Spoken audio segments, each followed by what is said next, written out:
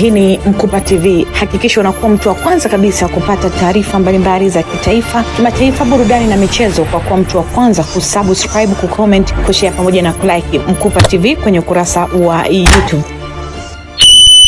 Napenda kumshukuru sana Mheshimiwa Rais wetu Dr. Samia Suluhu Hassan kwa uwekezaji mkubwa ambao amewekeza sio tu katika sekta za uchumi, miundombinu, lakini hususan katika sekta ya elimu. Mkoa wetu umeweza kupokea takriban bilioni 156 kwa ajili ya kuboresha mazingira ya kujifundisha au kujifunza na kujifundisha.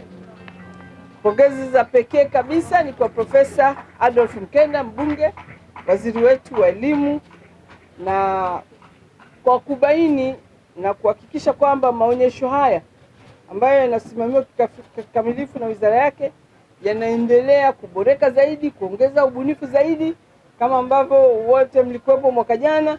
Mwaka huu ni maonyesho ya kwa mara ya pili. Tumeona mambo mengi sana makubwa ambayo yameweza kufanyika na maandalizi ni mazuri na ni makubwa sana. Tunapongeza wote timu ya uratibu kuhakikisha kwamba kazi hii ambayo imeanza rasmi kidogo, lakini kesho ndio itafunguliwa rasmi, inaweza ikafika taarifa hizi kwa umma wa Watanzania wote.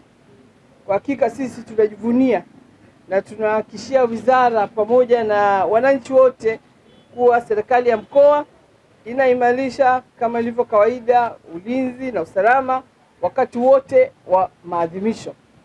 Ndugu wanahabari, viongozi na wananchi wote, napenda kuchukua nafasi hii kuwakaribisha sana katika maonyesho haya katika viwanja vyetu vya Usagara.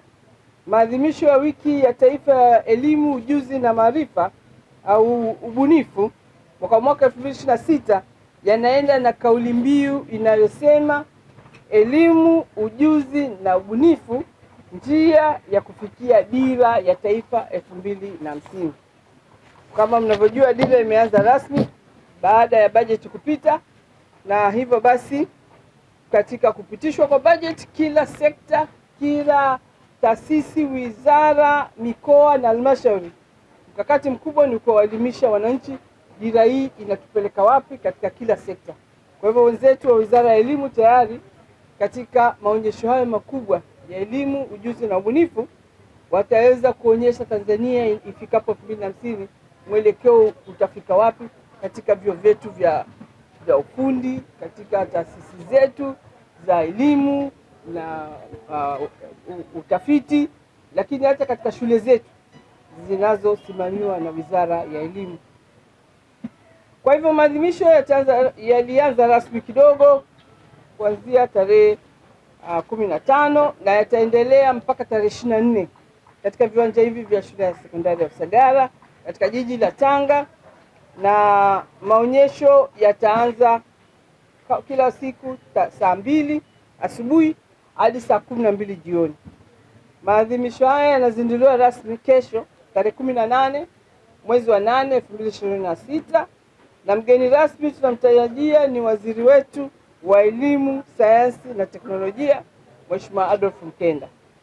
Hadi sasa kuna washiriki zaidi ya 300 ambao tayari wameshapanga mabanda yao kwa ajili ya kuweza kuonyesha stadi mbalimbali, lakini shughuli mbalimbali zinahusiana na elimu, ujuzi na ubunifu. Aidha, washiriki wa makundi hayo ni pamoja na vyuo vikuu, taasisi ya utafiti na maendeleo, vyuo vya elimu na ufundi na mafunzo stadi, lakini taasisi binafsi ambazo zinahusiana na sayansi na teknolojia na ubunifu. Maadhimisho ya mwaka huu yatafungwa rasmi, tunategemea yatafungwa rasmi na Mheshimiwa Waziri Mkuu Mheshimiwa Dr. Mwigulu Lameck Nchemba, mbunge, siku ya Jumatatu tarehe 24 mwezi wa 8 2026. Naomba tutumie nafasi hii na fursa hii kuhakikisha kwamba tunatoa taarifa kwa umma wa Tanzania na Wanatanga waweze kuja na kutembelea maonyesho haya. Na mimi naomba tutumie fursa hii kuwakaribisha sana Wanatanga kutoka katika wilaya zetu zote, halmashauri zetu zote.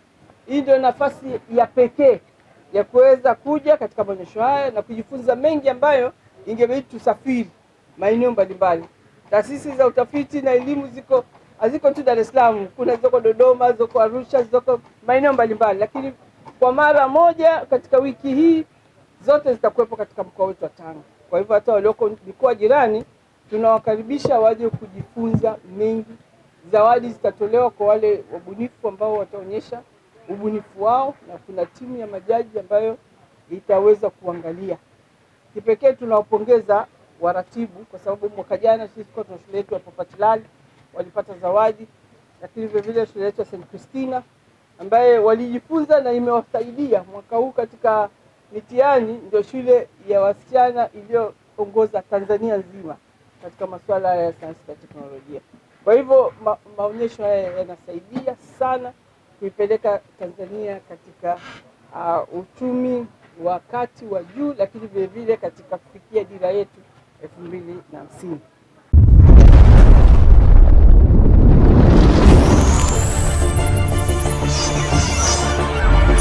Hii ni Mkupa TV. Hakikisha unakuwa mtu wa kwanza kabisa kupata taarifa mbalimbali za kitaifa, kimataifa, burudani na michezo kwa kuwa mtu wa kwanza kusubscribe, kucomment, kushare pamoja na kulike Mkupa TV kwenye ukurasa wa YouTube.